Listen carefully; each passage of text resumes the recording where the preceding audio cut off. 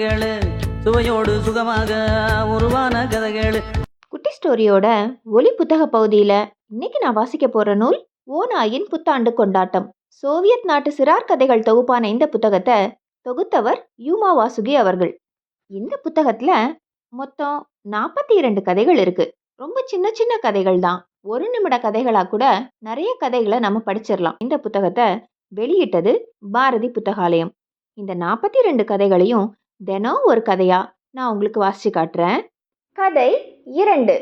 ஹோஜா நஸ்ருதீனும் மாமன்னர் அக்பரும். படங்கள் வரைந்தவர் ஏ போரிசோவ்.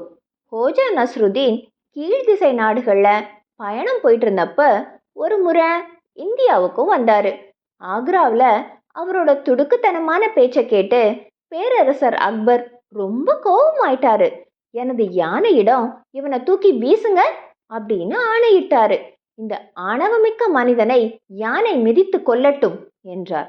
அப்போது நஸ்ருதீன் மரியாதையுடன் தலைவணங்கி, சர்வ வல்லமை பொருந்திய அக்பர் சக்கரவர்த்தி அவர்களே, நீங்கள் அவ்வாறு செய்வீர்களேயானால் உங்கள் படைக்கு நீங்களே தீங்கு செய்தவராவீர்.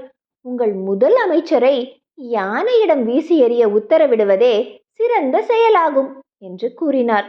உன்னை போன்ற ஒரு அற்ப புழுவை எனது யானை நசுக்குவதால் எனது படைக்கு நான் எவ்விதம் தீங்கு செய்தவனாவேன் என்று கேட்டார் அக்பர்.